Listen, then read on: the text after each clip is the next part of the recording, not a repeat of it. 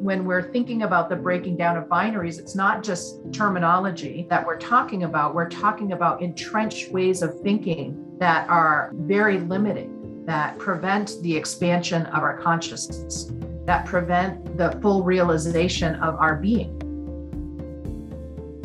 Hi, Vicki Robin here, host of What Could Possibly Go Right, a project of the Post-Carbon Institute, in which we interview cultural scouts, people who see far and serve the common good. And today's guest is Sherri Mitchell.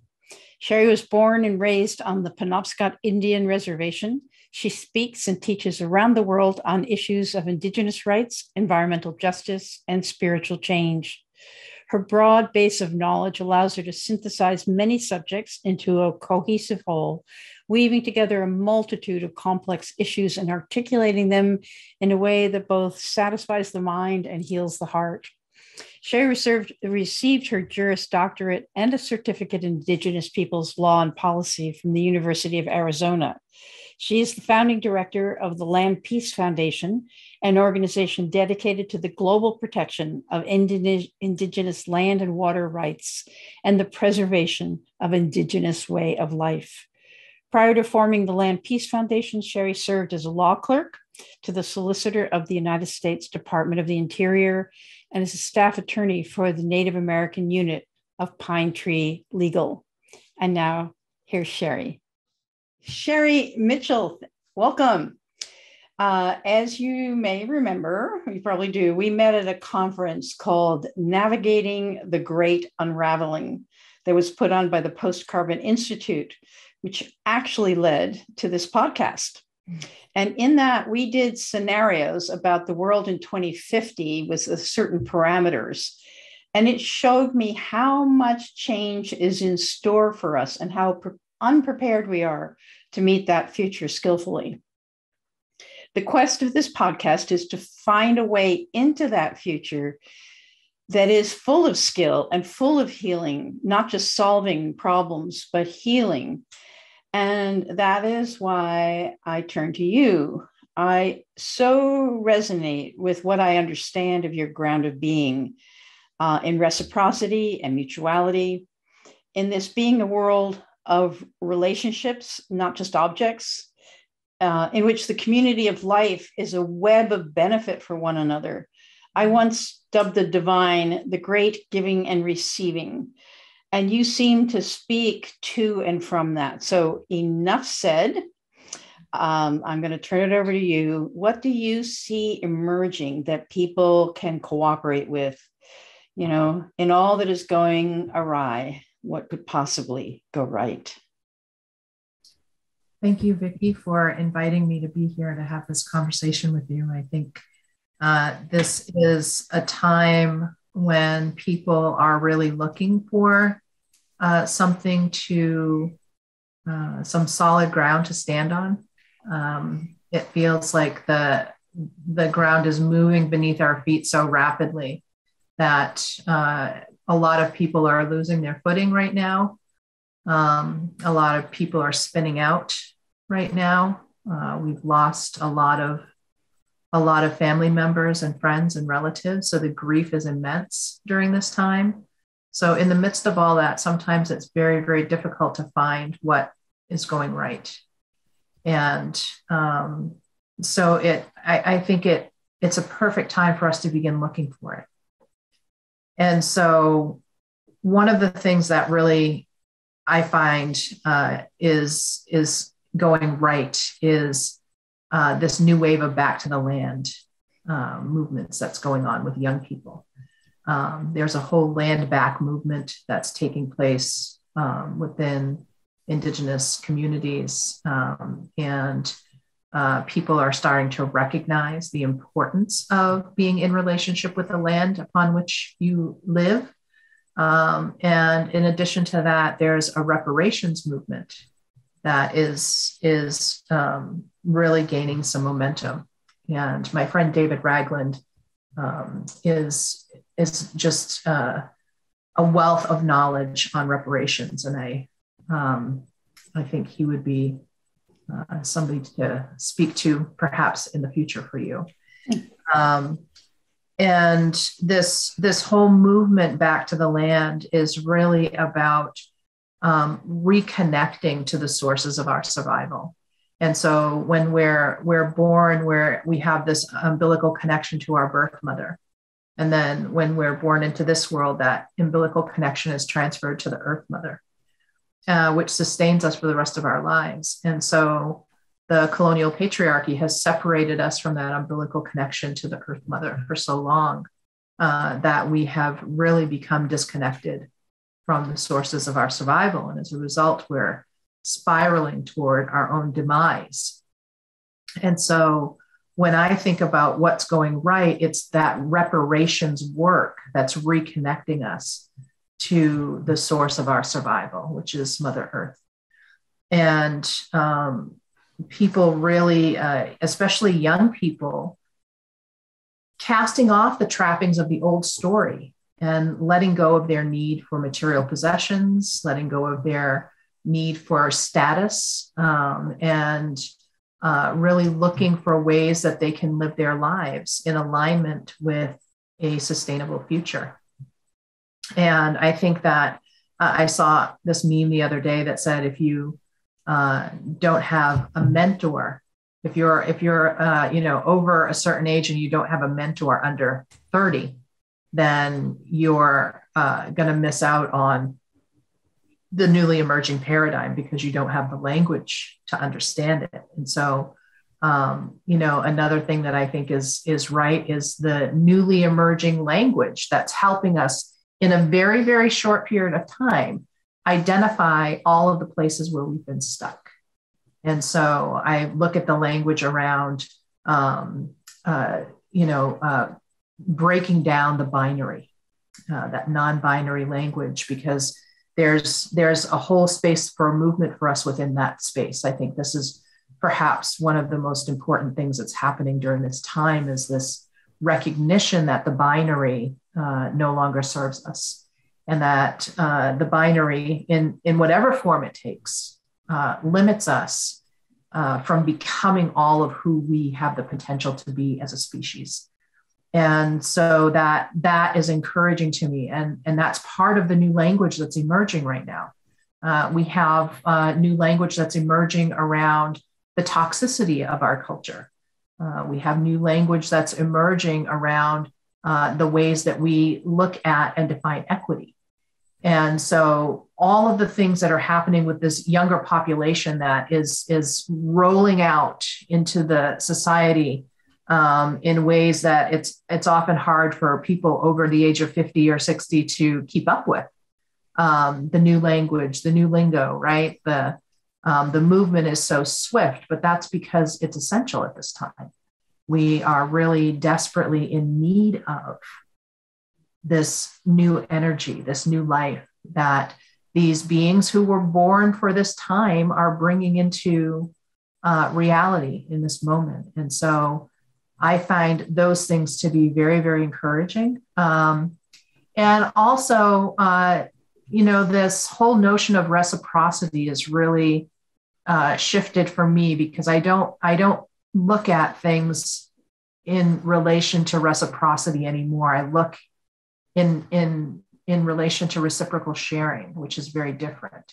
And so reciprocity is a kind of exchange, this for that.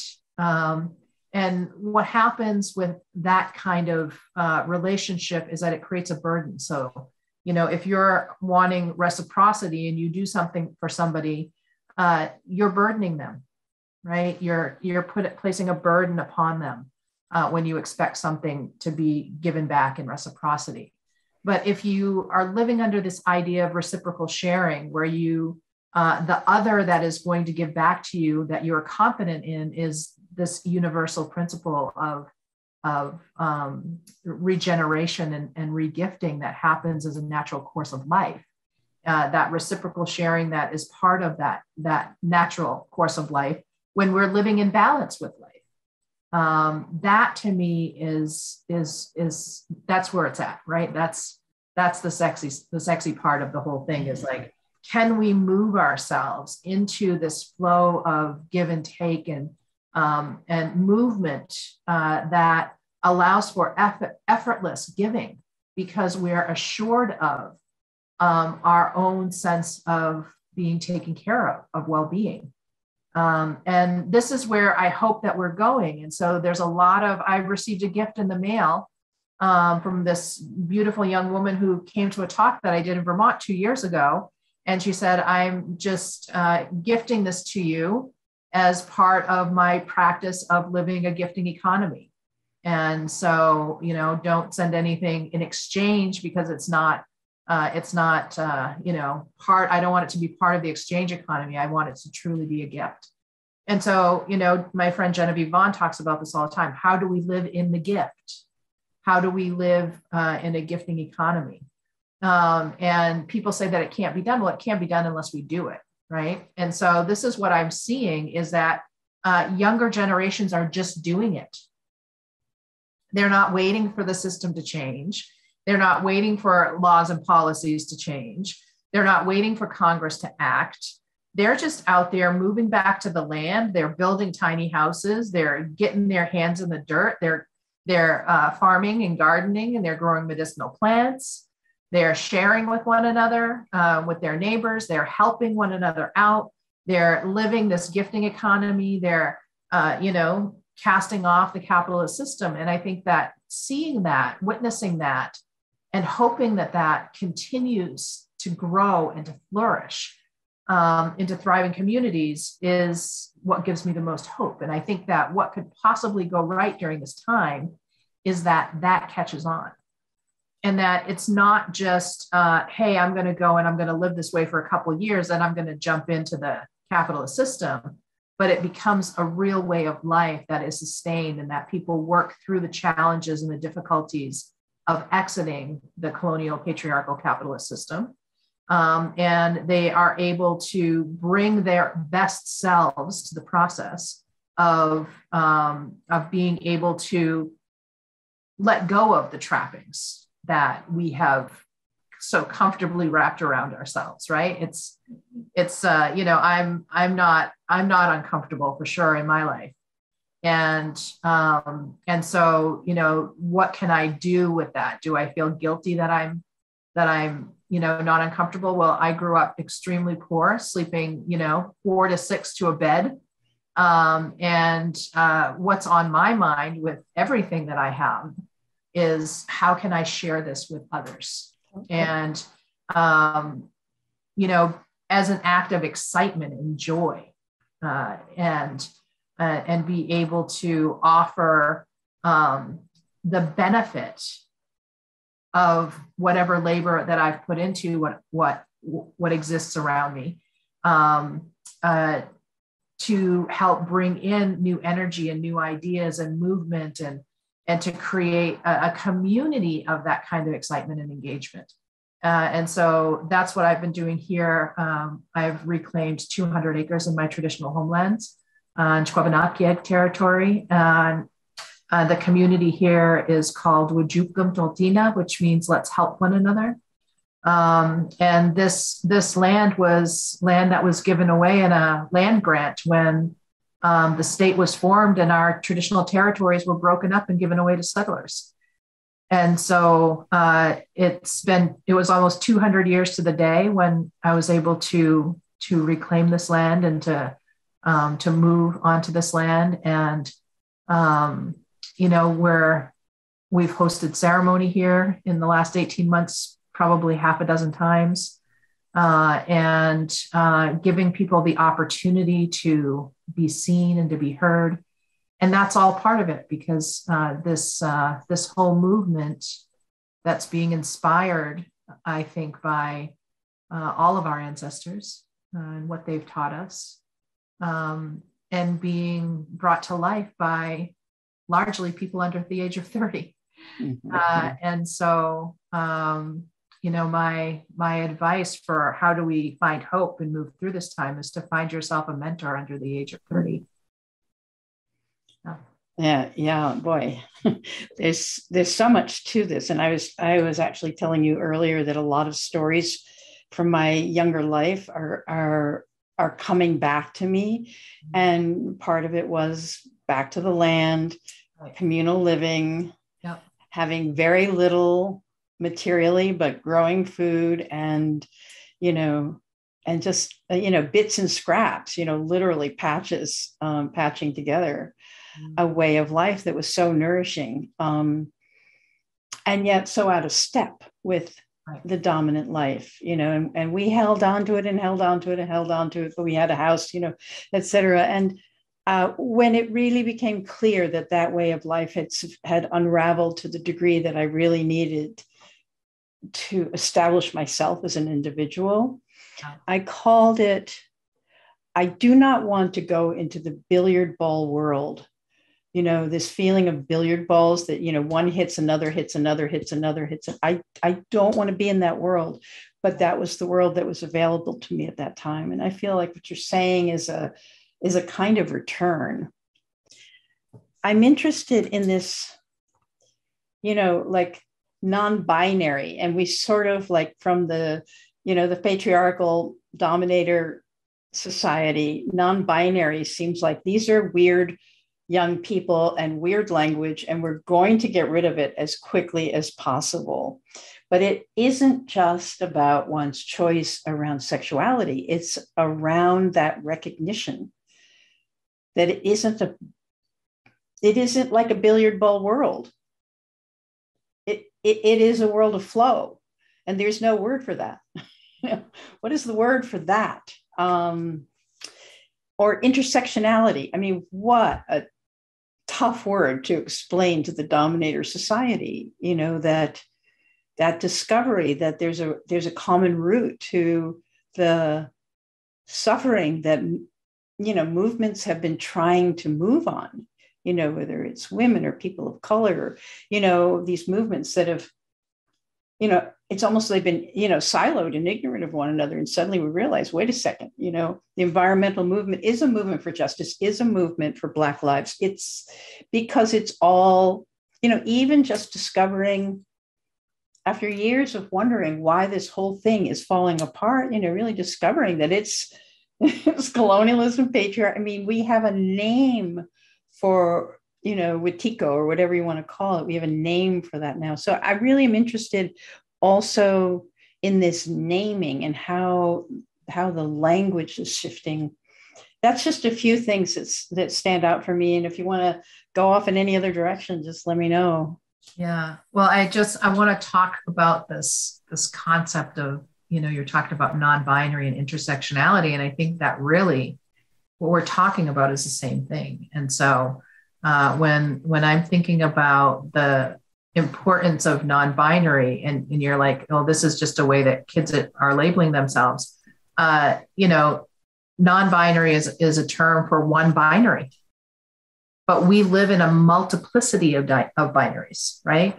The entrenched two-party legal system, male and female, Black and white, right and wrong, this or that, you're either with us or against us. Like we have all of these binaries that we have locked ourselves into step by step, right? And now we're moving in lockstep with those binaries and not allowing ourselves to expand beyond that. And so when I think about what's the beauty in this movement in relation to breaking down our binaries, what I think about is for us in our spiritual tradition, the word Medewalin is a term that's related to our spiritual way of life. And the literal translation of that word, that origin of that word is it's the space that exists between the skin and the drum. And so where the skin and the wood of the drum and the skin of the drum come together, that coming together is where the sound is formed, right? And so that space in between is where everything happens. And when we limit ourselves to here or here, we miss all the possibility that exists in that space in between. And so it's the same with intersectionality. It's the points where we all come together. Where do we intersect? At those intersecting points, there's also that space in between where there's all kinds of potential and possibility that exists. And so when we're thinking about the breaking down of binaries, it's not just terminology that we're talking about entrenched ways of thinking that are very limiting, that prevent the expansion of our consciousness, that prevent the full realization of our being. And one of the things that I'm teaching a class right now on decolonizing relationships between and among women, just because we've been so set up to be in competition with one another, to be in fighting over scraps, right? That there's only so many places at the table, that we have to really think about the ways that we engage with one another, who we invite into our community, who we allow to be in our inner circle, all of these things based on the ways that we've been taught to see one another, to engage with one another as women. And, what the world needs right now more than anything is it needs this powerful sisterhood of strong matriarchs to lead us out of the disaster that the patriarchy has led us into. And so when we're thinking about all the ways that we have been conditioned and entrained to think and to behave, when we think of the way that our emotions have been manipulated, we have labeled everything as being good or bad, even our emotions, right? We have positive emotions and we have negative emotions. And, rather than just letting our emotions be that space in between where all possibility exists in the way that we respond to and can learn to respond to through emotional intelligence rather than react to the emotions that are rising up, they can guide us toward any possibility of behaviors and opportunities and actions. And so it's really about developing the emotional maturity within our own spiritual practice. It's about developing our emotional intelligence to allow for the possibility that something exists beyond the limited scope of vision that we have been allowed to see. Because the roles of gender keep us locked into identities that cannot possibly allow for the fullness of our being. And so when we are thinking about that, one of the things I was talking about was this notion of a double deviant theory of criminology. And so when we think about this concept in terms of women in the criminal justice system, that there's this skewed belief that women are treated more leniently within the criminal justice system, and it's absolutely not true, because the criminal justice system is very patriarchal. And so under this double deviant theory, there's the deviation from the laws that the society has set up. And there's also a deviation from the unspoken rules around gender roles that the women have broken by not being obedient and meek, by being disobedient, by breaking the laws, by creating turmoil, right? Resisting the rules that the system has set up for them. And so they're often punished more harshly because they've deviated from both of those norms. And so they're not, being meek and obedient when they're breaking the law. So their infractions are viewed far more harshly, and their punishments correspond to that view. And so when we are thinking about the importance of breaking down these binaries, it's theoretical down to the most practical application that we can think of within the spectrum of our lives, right? Because we have all of this stuff from how we behave in our family, how we behave in our faith community, how we behave in our educational institutions, how we behave with our peers, how we behave in our work environment. All of these things have rules attached to them that have been broken down into all of these systems of zeros and ones, if you will, right? And so that's part of the matrix. And so how do we break free from those limitations that have been defined for us And that is by shattering our hold on the binary thinking that has led us to these entrenched ways of being in relationship with one another. And so the hopefulness in that is profound when we really start to think about all of the ways that it applies to all of the boundaries and the barriers that have been inflicted upon us through this binary thinking across all disciplines and all areas of our lives. Mm. Yeah. Wow. You sparked so many thoughts. One of them was I wrote, and it's not been published. I wrote a book about freedom, like rethinking freedom in a, outside the entitlement, definition of freedom.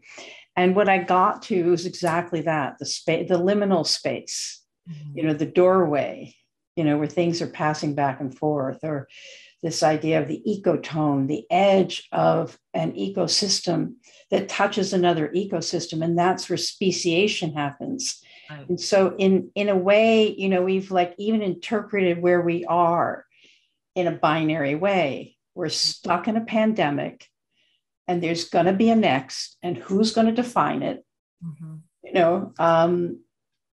And so we create these bubbles around things so that we can have a sense of control.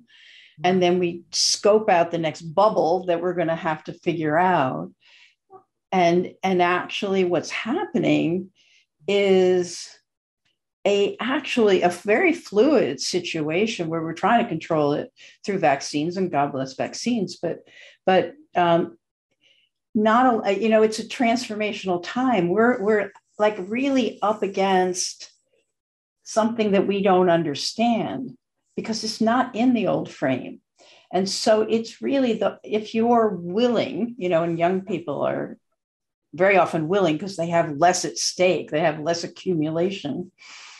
If you're willing to allow the mystery of this to inform you and teach you, to be your mentor, as you say, it's like we're being mentored by something, and so it actually, what you're doing is like opening up a space that actually the patriarchy doesn't live in, and that's a lot of liberation.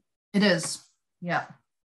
And I'm writing a book right now that I'm trying to finish called Women Rise Wild. And that's really what it's about. It's about how do we exist beyond the patriarchy? And part of that is really learning who were we prior to colonization? Who were we prior to the imposition of patriarchal values in our lives in a homogenized way? Mm-hmm. And we can't really figure out where we're going in a decolonized sense. As my friend Leo Kilsback says, you can't decolonize unless you knew what you were like before colonization, right? Like we don't know what we're working toward if all of our framing is within a colonial context. So we first have to decide who were we before our sovereignty was taken. Mm-hmm. And so, thinking about some of the stories, we could spend a couple of hours here talking about this, Vicki, but yeah, we don't have a couple of hours. So, just thinking about one more thing, I guess I can talk about here that I think is important is what COVID is giving us the opportunity for. And when we think about the whole experience with COVID, and we think about the incredible losses that have occurred as a result of COVID, not all of them are illness related, at least physical illness related. There's some mental and spiritual illnesses that have also come to the forefront. And I think what COVID is forcing us to do is to recognize that we have become a very self-oriented society. And so this whole thing about, my freedom, my choice, my body, my choice is very self-oriented. And so it's not thinking about the other. And the ways that our humanoid species has survived in the past against great threat to our survival was by being other-oriented, by looking out for one another, being communal, being cooperative, living in a relationship with one another that allowed us to be the keepers of our sisters and our brothers. And so what COVID is kind of forcing the discussion of being self-oriented versus other-oriented. And being truly self-oriented is allowing for all of these variants to emerge that whether you're vaccinated or not, taking basic precautions for the well-being of other people is an other-oriented perspective, right? Vaccinations completely aside, just being responsible in the ways that you behave because you realize that other people are going to be impacted by that. That being able to be other-oriented in that way, I think is just so important for us to think about on a large scale. And this is why we're being given the gift of COVID, is so that we have the opportunity to think about ourselves in relation to others, so that we have the opportunity to think, am I going to continue to live my life in a self-oriented way? Or am I going to begin to be other-oriented in that I'm going to be careful of the well-being of those who are around me, whether I know them or even like them? Right. Can I be the keeper of my sisters and my brothers? I know we have to start steering toward the end, but one other thing is that I'm very interested in and participating with a subculture inside the culture that my book, Your Money, Your Life, was part of, called FIRE, Financial Independence, Retire Early. But this is a group of people who don't want to retire. They want to work differently. And I asked them about the big quit, because the media is interpreting that, the great resignation, why are people not going back to work? Wow. And doing a very casual, non-academic analysis of what people fed back to me, 100 responses, was the biggest thing, aggregate, was disrespect, that their work was disrespected, that the bosses made out like bandits and they got nothing, that this game is not worth the candle, that we are giving our lives to a system that is not designed for our well-being. And it has nothing to do with socialism or it has nothing to do with political. It is a fundamental sense that I don't matter. And the society I'm in that has some contract for taking care of one another is now designed to abandon us.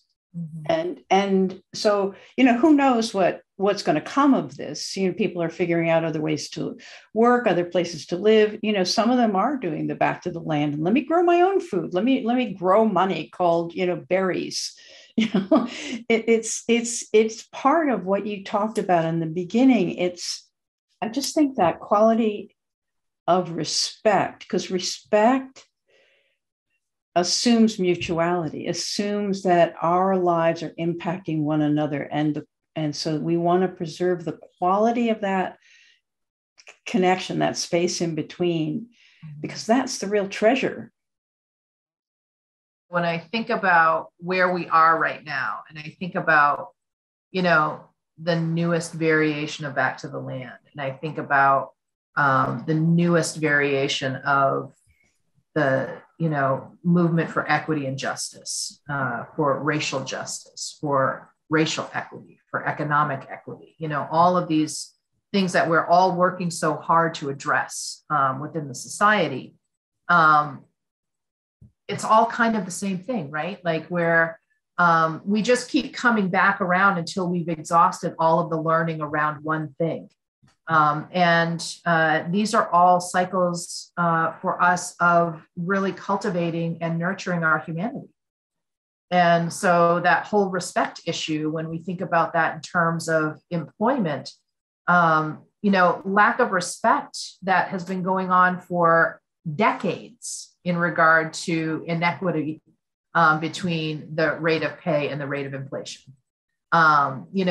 Inequity in the ways that people are compensated for the skills that actually allow for people to survive.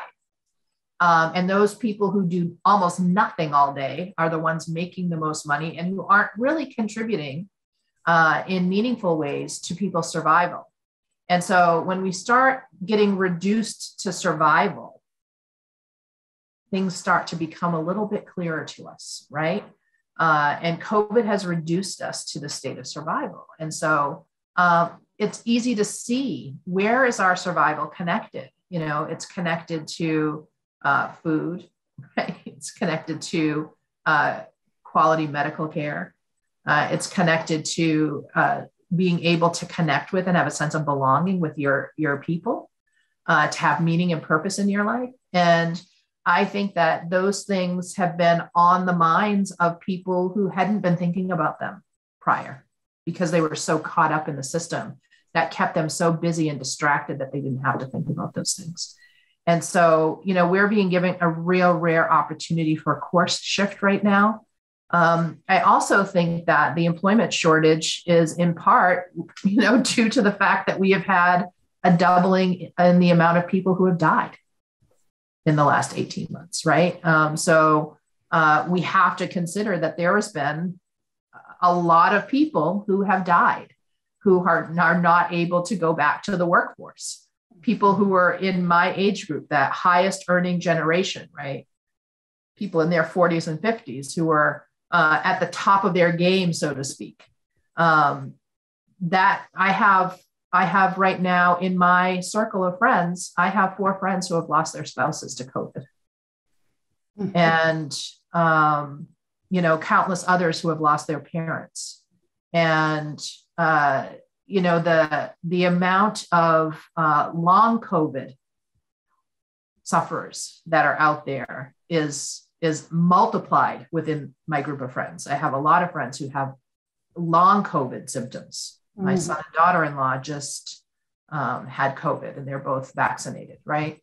And so they had minimal experience with COVID, fortunately. That's not so for some of their peers as well. People who are much younger who are getting COVID and having long COVID symptoms that are debilitating to them. And so, we're living in an interesting time, which is really, really giving us an opportunity to take a different path, to choose a different way forward, to look at all of the flaws in the system, to see what's not working, so that we can begin investing our time and our energy in the things that are going to give us a sustainable life into the future. And I think that more and more people are starting to become aware of where that space of survival is. Where is that sweet spot that allows us to move forward with the least amount of damage to the environment and to others? And how do we move forward in a way that preserves our greatest asset, which is our humanity, which has not been valued in the way that it should be valued? Because, under capitalism, human value, humanity, integrity, compassion, empathy have not been considered in the equations that have been worked out through capitalism. And so all life and everything that is sacred is on the line under capitalism. So how do we move forward in a way that allows for the sacredness of life to be central to our movement? I think that's the challenge of our day. And that's actually what gives me hope, is that more and more people are looking to that place. Mm-hmm. The spaces in between, unoccupied by capitalism, because capitalism can't even see them. And so thank you so much, Sherri.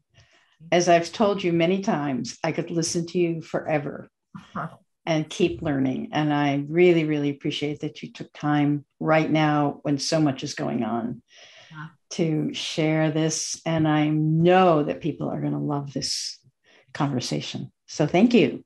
Thank you so much for inviting me and for holding space for these kinds of conversations to take place that are so critically important right now. Hey, thanks for listening. Don't forget to subscribe and leave us a 5-star review so that this hopeful message can get out to more people. Check out Post-Carbon Institute's Resilience website for show notes and for more guest information. Thanks also to Sherri Miller, Amy Burringrud, and Clara Winter of Post-Carbon Institute, plus production assistant Michelle Wigg from frugalityandfreedom.com.